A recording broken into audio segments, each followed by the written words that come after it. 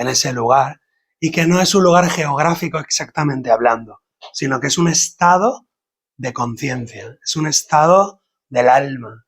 Egipto, por lo tanto, no es un lugar geográfico, sino que es una civilización o un espacio-tiempo mágico que se construyó en ese lugar del planeta Tierra para toda la humanidad, no solo para aquellos egipcios, sino para toda la humanidad. Y os preguntaréis, ¿y qué tiene que ver aquella cultura misteriosa o aquella época de hace miles de años conmigo? Bueno, dicen los sabios que aquello se construyó para el bien de toda la humanidad. Y también dicen los sabios, antiguos pergaminos, antiguos papiros, que todo ser humano ha bebido agua alguna vez del Nilo. ¿Cómo puede ser eso? Os dejo en el misterio de Egipto. Y bueno, antes de iniciar el viaje en el barco, que vamos a ir por el río Nilo, os voy a pedir que desconectéis el teléfono un rato, media horita, y que hagamos un ejercicio todos juntos de imaginación. Un ejercicio todos juntos de abrir un poco la mente y salirnos, aunque sea media hora, del siglo XXI, por favor. Porque con la mentalidad actual del siglo XXI no podremos entender nada y no nos aprovecharemos de nada. Pero si jugamos por unos minutos a ser seres humanos, simplemente, habitantes del planeta Tierra, y jugamos por unos minutos a salir un poco del tiempo y del espacio actual para entrar en una civilización maravillosa, podremos obtener cierta conexión con esos símbolos, con esas ideas y sobre todo también algo muy importante aquí en Nueva Acrópolis, en la Escuela de Filosofía, y es que tenemos la idea, yo casi diría la manía, porque lo hacemos siempre, que es sacar algo práctico de cualquier tema que veamos, aunque sea algo que tenga miles de años. Sacar la parte práctica, la parte aplicable. Tenemos la intención, la dedicación y la pedagogía de, hablemos de cualquier tema que hablemos, de cualquier civilización o de cualquier filosofía, tratar de coger algo que podamos aplicar hoy en día en nuestra vida cotidiana. Y eso es lo que vamos a intentar todos juntos. ¿Vamos? ¿Tenéis el pasaporte? Vamos allá. Entonces, ya entramos en un misterio que os va a chocar un poco las neuronas. Entonces os voy a pedir un poco de paciencia y luego al final de la actividad pues ya podemos hacer diálogo y preguntas y respuestas. Porque lo primero que nos dicen es que los libros de texto, que Egipto tiene 4.000 años, 5.000 años antes de Cristo, pero los papiros más antiguos nos hablan de otro Egipto, un Egipto que llaman el Egipto Rojo, que no tendría 4.000, 5.000, 10.000 años, sino tendría muchos miles de años, 60.000, 70.000, incluso he leído en algunos textos 80.000 años.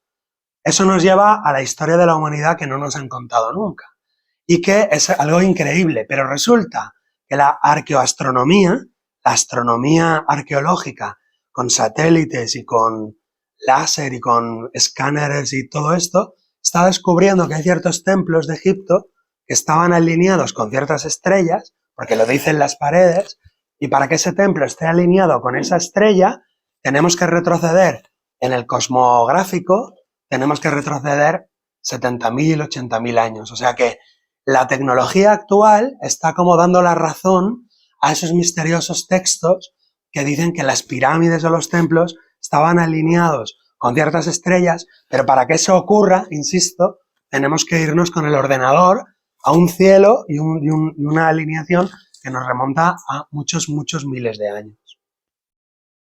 Entonces, nos dicen los papiros, nos dicen los sabios, las escrituras de los sabios que se fueron transmitiendo de generación en generación, que Egipto era un espejo del cielo.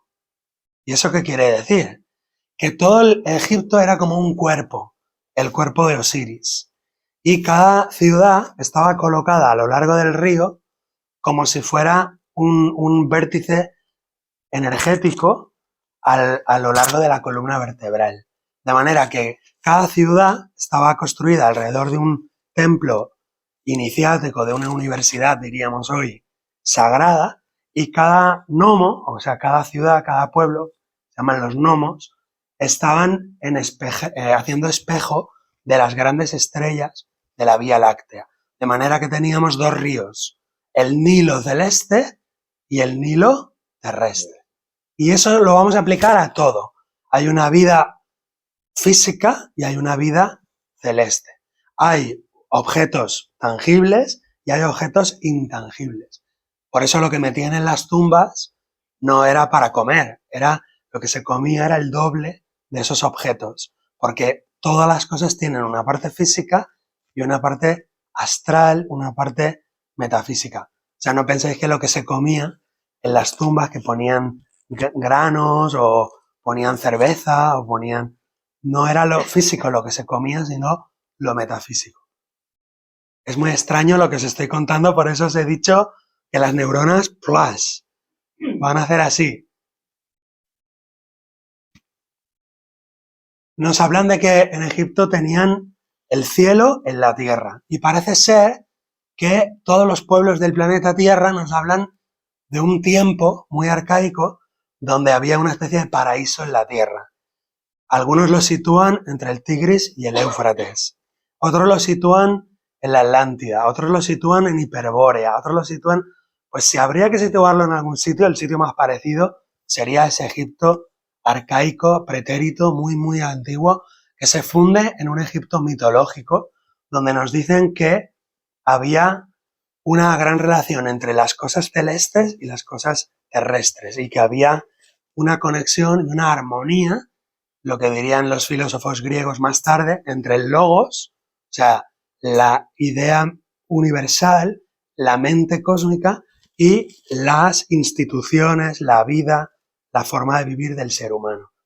¿Es posible, no me respondáis, os lo dejo, como pregunta de reflexión, ¿es posible que en el ser humano, en la historia humana, hace miles y miles y miles y miles de años, haya habido algún tipo de vida en armonía con la naturaleza, los seres humanos armonizados entre sí y un poco de, digamos, de ese paraíso perdido del que nos habla Milton o de lo que nos habla los textos sagrados de todas las religiones del mundo?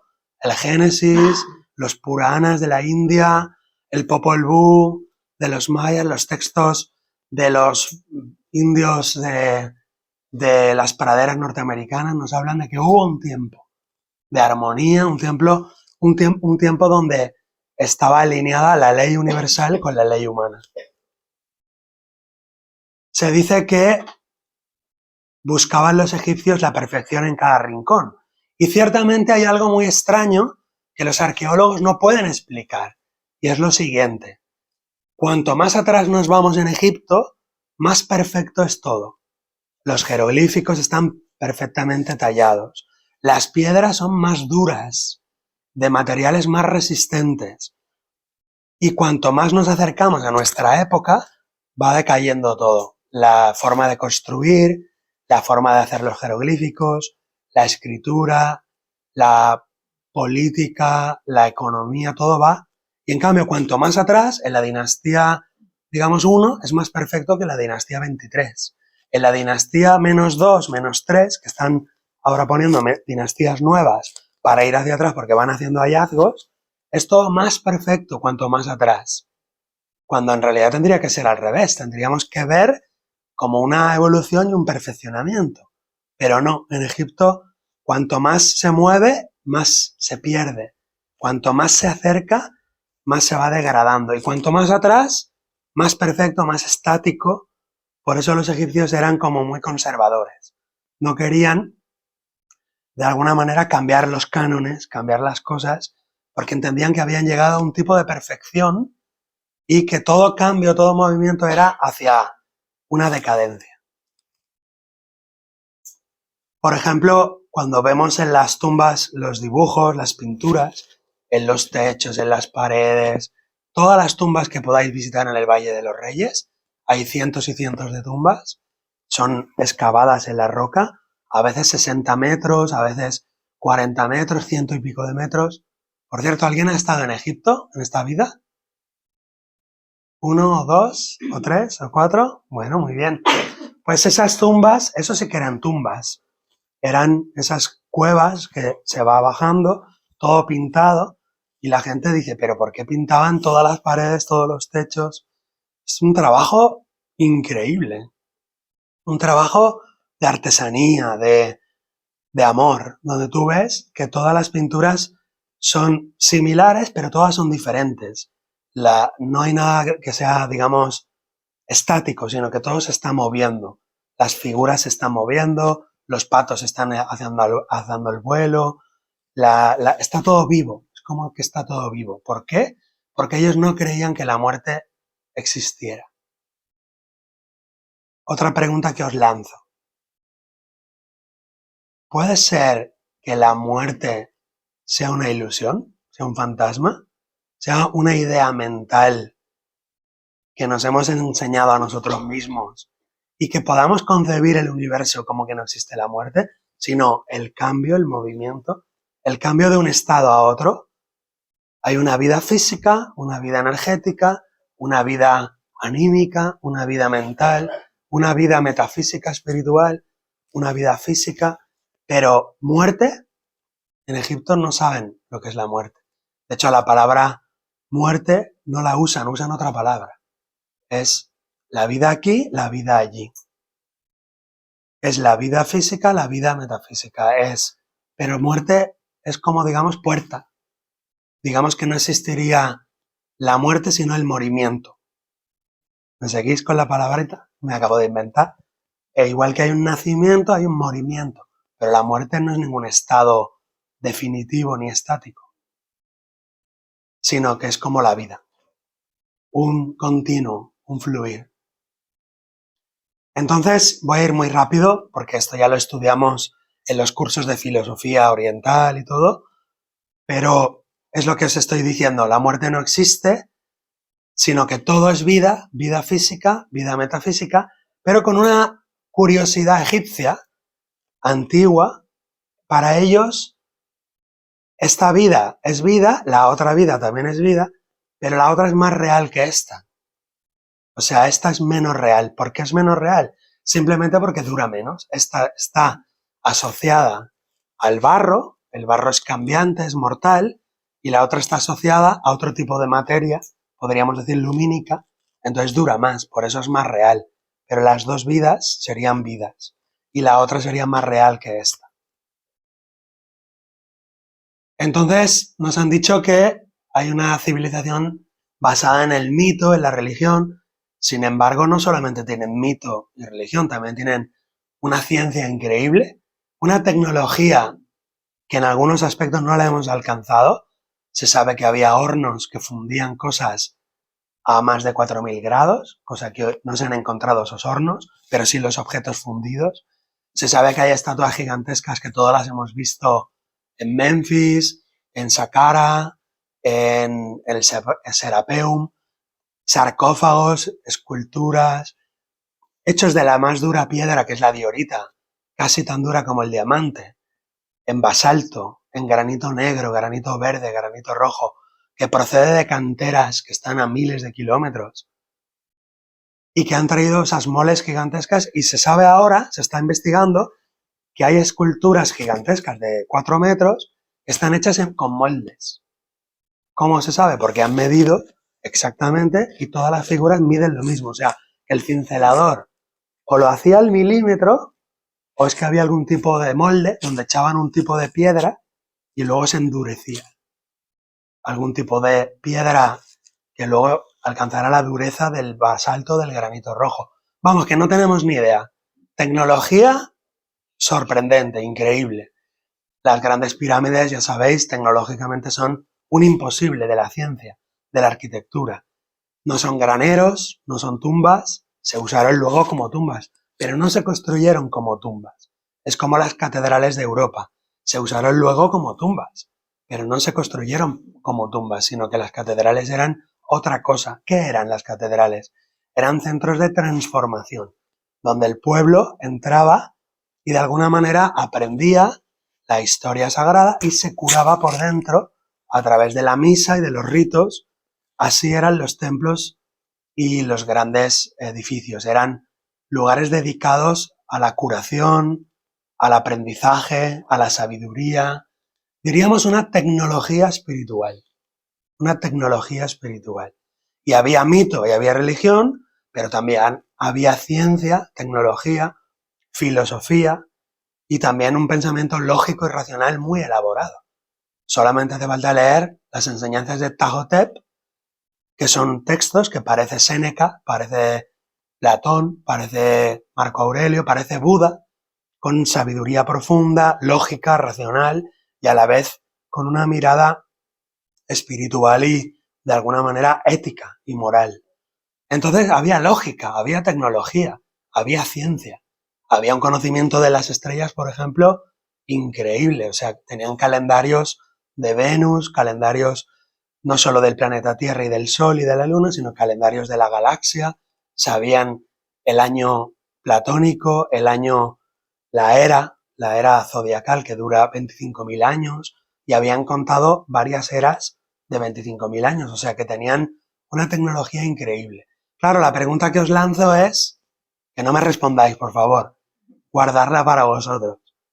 ¿De dónde salió Egipto? ¿Qué es Egipto? ¿Qué significa eso en la historia de la humanidad? Desde luego no es lo que nos han contado, es otra cosa, pero no sabemos qué es. ¿Y qué significa eso en la historia humana? ¿Por qué esa anomalía? ¿Qué significa esa mirada a la naturaleza, al universo, a la eternidad, a las estrellas? ¿Qué significa todo eso y por qué? ¿Quiénes era esa gente? ¿Quiénes eran? Y eran humanos, no eran extraterrestres, eran humanos. ¿Para qué todo eso? ¿Por qué? ¿De dónde salió? ¿Cuál era su función en el planeta Tierra? Solo os digo una idea muy interesante. Yo soy filósofo, llevo estudiando 25 años filosofía y he descubierto una cosa muy curiosa, que nadie os lo va a contar en los libros, pero lo podéis investigar, el mismo ChatGPT os lo dirá. Todos los grandes filósofos griegos estudiaron en Egipto. Y si miras la lista no te la acabas. Y no solo filósofos. Parménides, Heráclito, Empédocles. Platón estuvo 19 años. 19 años. ¿Qué hace un Platón 19 años en la Ciudad del Sol, en Heliópolis? Hablando con los sacerdotes, bueno, con media hora ya tienes bastante. 19 años estudiando. Luego vuelve a Atenas y funda la gran academia platónica que todavía hoy nos está nutriendo, nos está alimentando. La filosofía griega y romana. Heráclito, Empédocles, Anaximandro, Anaxágoras, todos los grandes filósofos, todos. Pero es que luego sigues investigando y todos los grandes legisladores, Licurgo, Solón, los legisladores de Creta, los que fundaron el oráculo de Delfos, de Apolo, estuvieron en Egipto un montón de años estudiando. Y luego sigues investigando y los grandes artistas iban a afinar sus instrumentos musicales a unas estatuas que cuando salía el sol cantaban unas notas. Y afinaban los instrumentos griegos en el sur de Egipto. Era un viaje de varios años. Afinaban los instrumentos los artistas griegos en Egipto. Quiere decir que Egipto tenía la nota, tenía la clave. Artistas, legisladores, filósofos, todos estudiaron en Egipto. Se dice que Egipto era como la gran universidad del occidente. Así como en la India existía Benarés, hace miles y miles y miles de años Benarés era la ciudad santa de todo Oriente, donde dicen que había más de 200 universidades en la zona del Ganges de Benarés, donde allí fue el foco civilizatorio de la Gran Madre India. Pues Egipto era algo parecido para todo el occidente. Y bueno, para no alargarme mucho más, simplemente pues quiero hablar de la diosa Maat, que es la diosa de la justicia. Es una diosecita que es como una joven que está representada con una pluma en la cabeza. Ahora la vais a ver mejor. Y este es un faraón. Los faraones todos son como representados como Horus. quiere decir, todos los faraones representan, como digamos, al Hijo de Dios. Es como si los faraones fueran un Buda o un Jesucristo o un Zoroastro. Es decir, como si se hubiera logrado una civilización cuyo jefe, cuyo presidente o cuyo rey era un Cristo, era un Buda, era un... porque asumía el rol de Hijo de Dios y tenía que dar el ejemplo y sobre todo pasar una serie de pruebas iniciáticas, unas pruebas muy difíciles, morales, éticas, incluso metafísicas. Tenía que superar la muerte y volver para poder ejercer ese rol que era regido por un colegio de sacerdotes y sacerdotisas iniciados, que eran los escribas y los funcionarios. Entonces, Ma'at era la idea del orden cósmico, la idea de la justicia en el sentido de armonía, belleza, verdad, equilibrio. Todo eso es Ma'at. Ma'at significa matemáticas, o sea, armonía, equilibrio, justicia, todo lo que implica relaciones armónicas. A veces se traduce como solidaridad, benevolencia, honestidad, honradez. ¿Os imagináis a un Pedro Sánchez o a un Putin haciendo una ofrenda de honradez? Bueno, es inimaginable, ¿no? Es casi, perdonad que os acabo de traer al siglo XXI de golpe. Volvamos al siglo 50 antes de Cristo. Pero es la idea, ¿no? O sea, es como si eso fuera posible.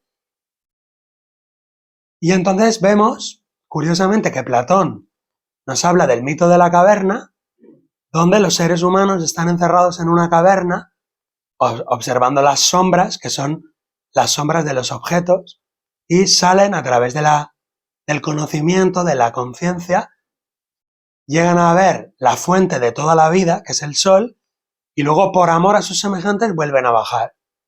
Bueno, pues un templo era un viaje hacia afuera de la caverna. Las neuronas vuelven a hacer así. O sea, de aquí para allá es la caverna y de aquí para adentro es la salida de la caverna. Y la capilla, el Santo Santorum, el lugar más sagrado, eso es el sol. Por lo tanto, cuando entran adentro, lo que están haciendo es saliendo del cosmos material, del cosmos físico, para llegar a la realidad, llegar a la unidad, al origen y a la causa de todo lo creado y de todo lo manifestado. Entonces, cada sala tiene un simbolismo muy concreto, que no voy a entrar ahí ahora, pero son los pasos de la caverna de Platón. Son los mismos pasos. Platón esto lo explica en la República, en el capítulo 7, cada parte de la caverna es un tipo de objetos. Objetos materiales, físicos, objetos matemáticos, objetos reales y finalmente la fuente de toda la vida física, mental y espiritual. Y eso es el sol. Y el templo es una pequeña estatuilla que había ahí adentro de todo, que representaba al Dios creador y cuyo, digamos, eje hace girar todo el universo a su alrededor. Ese eje, ese Dios, ese centro, sería lo que se llama el Tao en la China, o lo que sería el Dharma en la India. En la India. O lo que sería lo que hoy llamamos Dios en Occidente. Pero no es una persona, es una consciencia cósmica, inteligente y amorosa, que no es ni hombre ni mujer, ni tiene barba. ¿Me explico? Es una, digamos, una energía, si queréis, consciente, supraconsciente, amorosa y todopoderosa. Así concebían más o menos los egipcios la divinidad. Y esa divinidad se expresaba en todas las ciudades, había un templo, y este paso de fuera de la caverna, de dentro de la caverna, es la vida cotidiana. Comer, dormir, orinar, comprar, vender. La vida cotidiana es la caverna.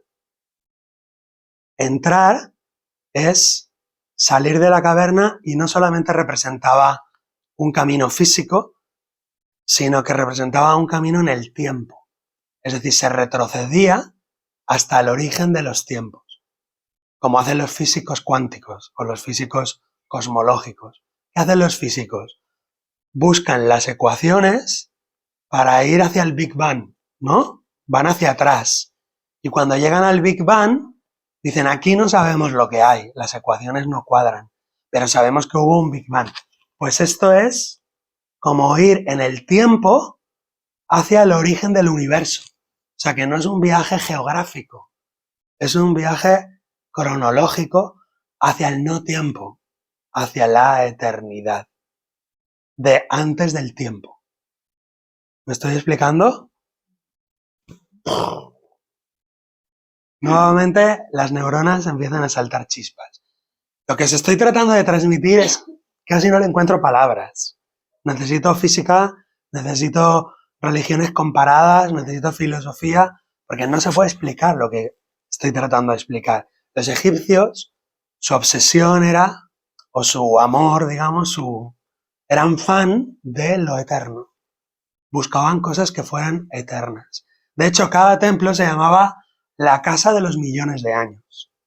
No de los miles de años, no, de los millones de años. El templo no se llamaba templo, se llamaba la casa de los millones de años. ¿Lo seguís? ¿Seguimos 5 minutos? ¿Aguantamos? Ponéis unas caritas los de atrás. Pero muchos ya lo conocíais esto, ¿verdad? Entonces, simplemente pues los dioses son formas humanas con cabezas de animales, o a veces formas humanas enteras, pero tanto si son formas humanas como tienen cabezas de animales, no se refieren al animal físico, sino se refieren a las grandes energías, las grandes potencias del cosmos. Por ejemplo, si tiene cabeza de halcón, representa la visión espiritual. El halcón es el pájaro que vuela más alto, más cerca del sol. Entonces, tener cabeza de halcón representa una inteligencia, un ser que tiene la visión despierta, que es el ojo de Horus. Entonces aquí tenemos la famosa tríada, Osiris, Isis y Horus, que es lo mismo que Brahma, Vishnu y Shiva. Y alguien me dirá, no, no es lo mismo, ¿cómo va a ser lo mismo? No se parecen en nada. Y yo le diré, discutamos.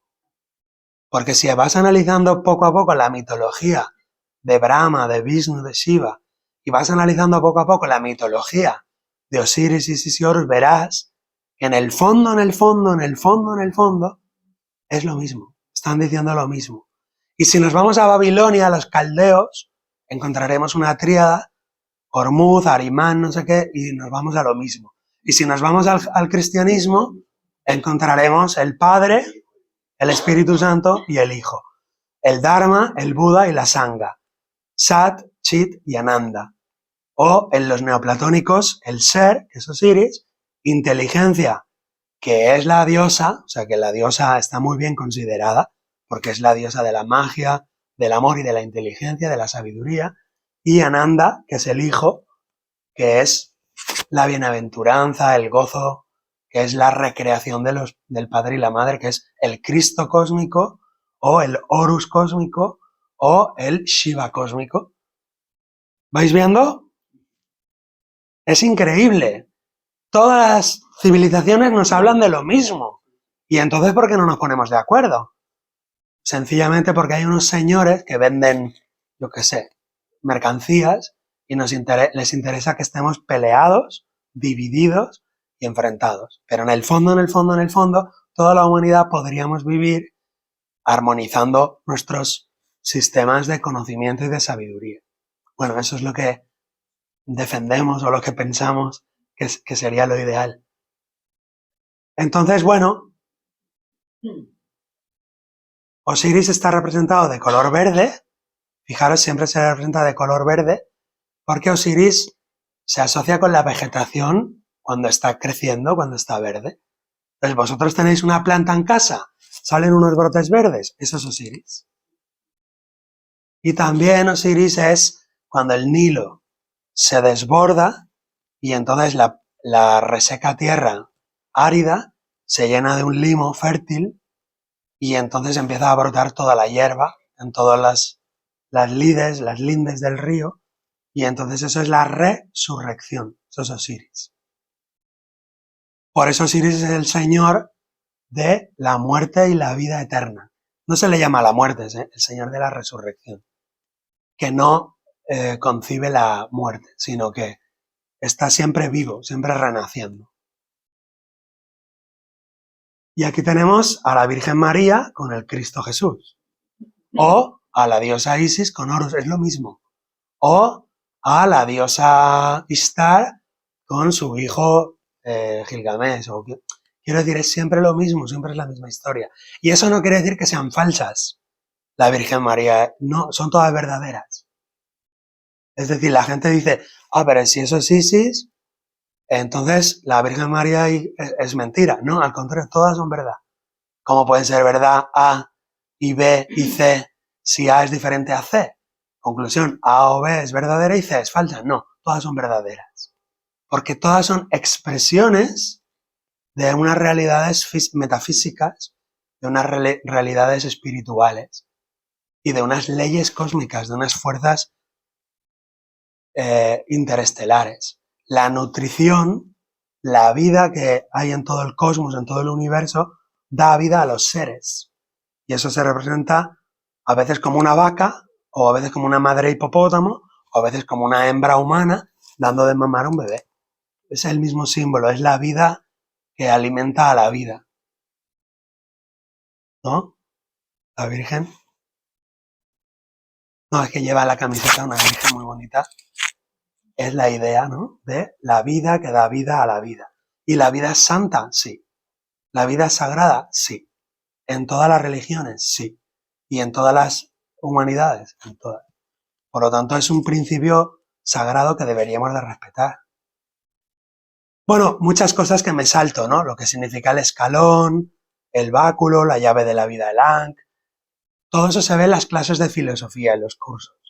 Este es el dios Horus, que es el hijo, el ojo de Horus, lo tenéis ahí, es el ojo de la sabiduría, que cuando se despiertan todas las energías del ser humano y se armonizan los opuestos, como en el caduceo de Hermes, se activa el tercer ojo, el ojo de Shiva. Fijaros, es lo mismo, el ojo de Shiva, el ojo de Horus, es que vamos a parar a lo mismo. ¿Y qué significa? Significa mirar o ver la realidad, la eternidad. Pregunta que os lanzo. No me respondáis, por favor. ¿Pensáis que veis la realidad? ¿Pensamos que vemos las cosas reales? Una buena pregunta, ¿eh? Es muy filosófica. ¿Pensamos que lo que vemos es la realidad, lo que es real? Os digo algo muy triste. Sí, todos pensamos que vemos la realidad. Por eso sufrimos, lloramos, matamos, robamos, mentimos. Pero cuando se despierta el tercer ojo, te das cuenta de que hay un soporte, que son los vehículos físicos, las relaciones humanas, pero que la realidad es otra cosa. La realidad, por definición, es eterna. Por lo tanto, dentro de lo perecedero, de lo finito, exacto, el que despierta su ojo ve lo eterno. Es decir, veríamos, en vez de ver personas, o además de ver personas, veríamos una lucecita. Y eso sería algo muy bonito. Porque en vez de ver, no sé, a Donald Trump, a Putin, a Pedro Sánchez, en vez de ver toda la purria y toda la porquería corrupta de todos los lugares, veríamos lucecitas. Diríamos, son seres en evolución. Por lo tanto, no odiemos, no juzguemos, sino que hagamos nuestro propio camino. Sin odiar y sin juzgar a nadie. Y esa lucecita la veríamos en un corrupto, en un ladrón, pero también la veríamos en una persona normal y también en un santo. Porque esa lucecita es la realidad de que está detrás de cada cosa manifestada. Aquí lo vamos a ver. Este es el dios Anubis, que es el chacal que está entre la noche y el día. Cuando cae el sol, tú sigues al chacal por el desierto y siempre te va a llevar a un huerto. Por lo tanto, el chacal te lleva a la vida. Y el chacal sale a esa hora de la tarde, al anochecer. Te va a llevar siempre a un poblado. Si te pierdes en el desierto, sigues al chacal y te lleva a la vida, te lleva al río, te lleva a la civilización. Por eso se usa como símbolo el chacal, porque si sigues al chacal no te perderás. Si sigues a Anubis, que es el que acompaña a las almas de un lado a otro, entonces no te perderás. Aquello que en Grecia se llama Caronte, el transportador de las almas, en Egipto es un chacal que va acompañando y que tú le sigues. También es como el perro Lazarillo, el perro de los ciegos. Y esta es la diosa Maat otra vez, con la pluma en la cabeza, la pluma de la justicia, de la armonía, y ella es una maravillosa dama que puede estar de pie o puede estar de rodillas, y eso significa, si está sentada o de rodillas, que la justicia ha sido plasmada en el mundo físico, que ha sido encarnada cuando está de rodillas. ¿Lo veis? Todo Egipto es un símbolo. Todos son símbolos. Las palmeras, los pájaros, el sol, todos son símbolos, pero hay símbolos que aparecen una y otra vez en todas las paredes, en todas las tumbas, en todos los templos. Y finalmente, ya para acabar, que quiero acabar con esto, os quiero decir que el alma, cuando se purifica, no reencarna jamás. Si en el pesaje del corazón este pesó más que la pluma, es entregado a un monstruo que representa la materia y las formas materiales. ¿Eso qué quiere decir? Este es el difunto. O sea, lo que queda ahí es la parte física, pero el yo verdadero se pone de pie y sigue su camino. Y entonces va con Anubis. ¿Lo veis que os he dicho antes? Que va con Anubis. Anubis lo va llevando y lo lleva ante la balanza. Y en la balanza volvemos a ver al amigo Anubis, que está pesando donde está Maat, y en un platillo de la balanza está el corazón. Este es el famoso pesaje del corazón. ¿Qué es el corazón? ¿Qué se pesa? Las intenciones. No las acciones, no, las intenciones. O sea, todo aquello que tú has pensado, dicho o hecho con una intención, digamos, consciente, voluntaria. Si yo he pensado de corazón, ojalá lo metan en la cárcel, ojalá se muera, da igual si es un pensamiento o una acción, pero si está hecho de corazón, eso es lo que se pesa. O sea, que da igual si es una acción o un pensamiento. Si de corazón tú has deseado el mal o has hecho el mal, da igual.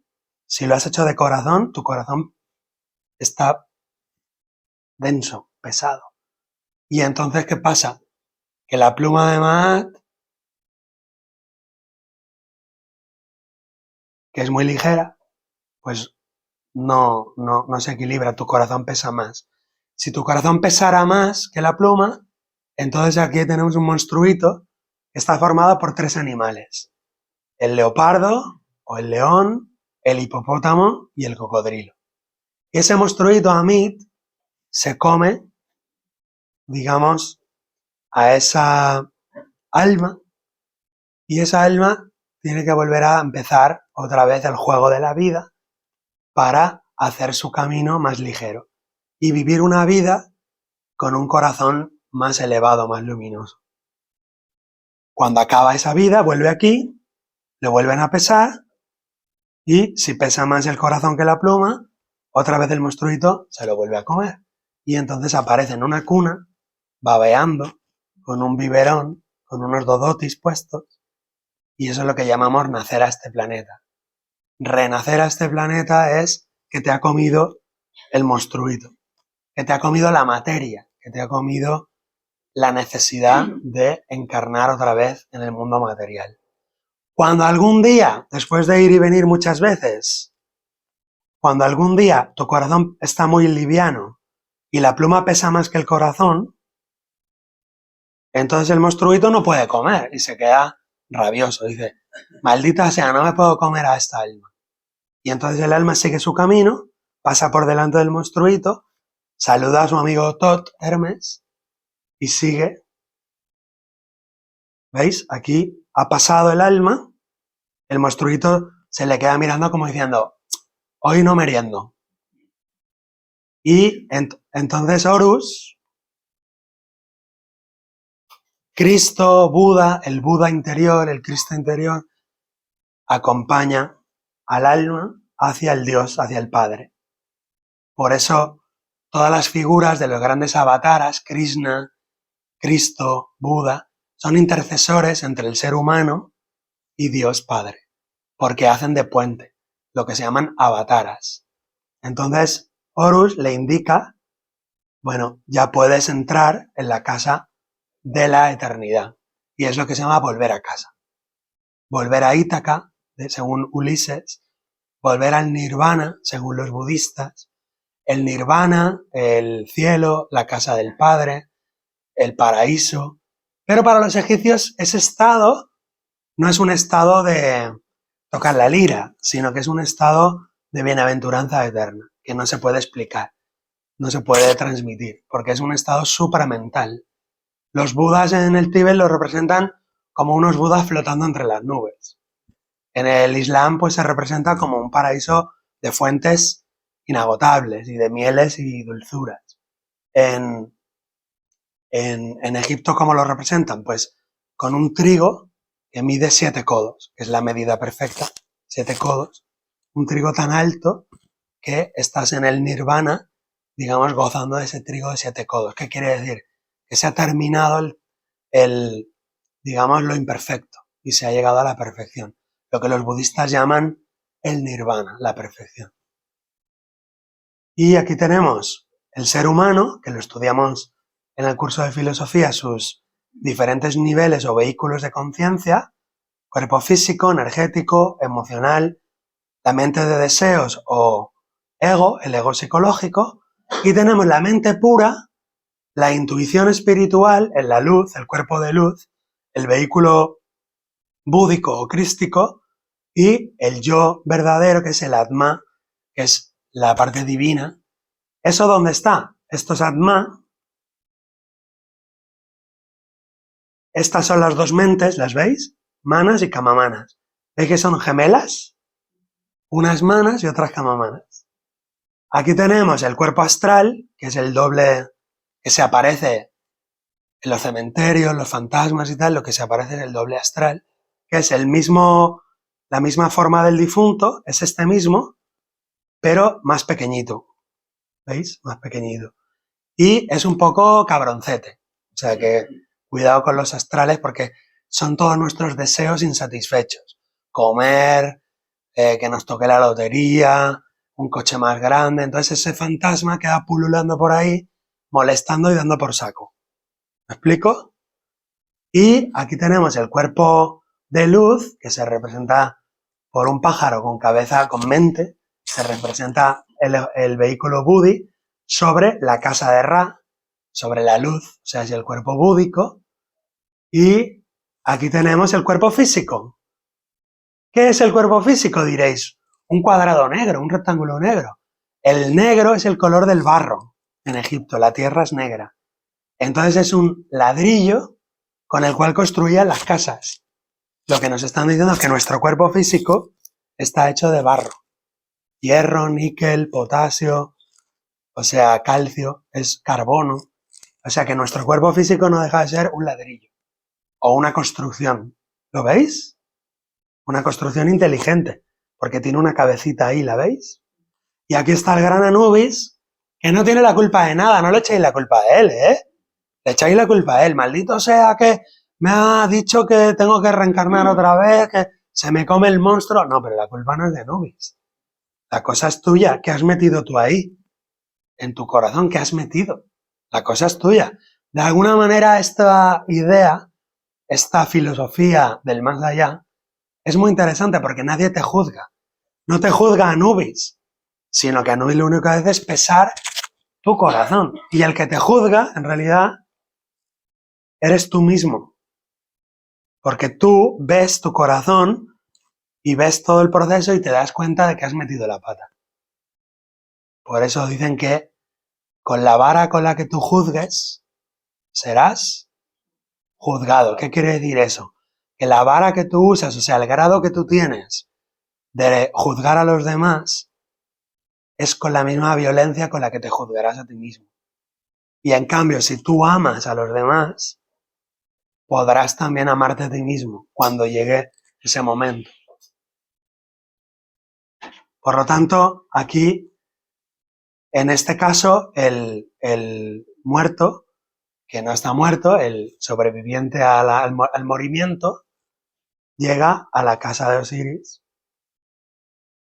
Y aquí tenemos otra escena en otra pared, donde Horus también le está llevando hasta Osiris. Aquí está Thoth escribiendo con el cálamo, aquí está Amit, Anubis, etc. Y este es el mismo que juzga y el mismo que pasa al otro lado. Y si no pasa, el monstruito se lo come y vuelve al samsara. He puesto una imagen tibetana.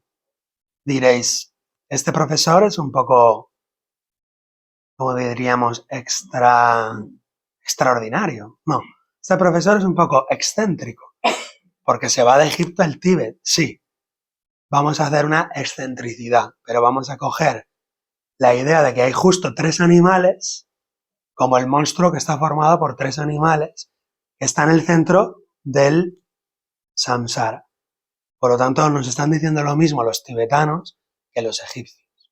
¿Qué nos están diciendo?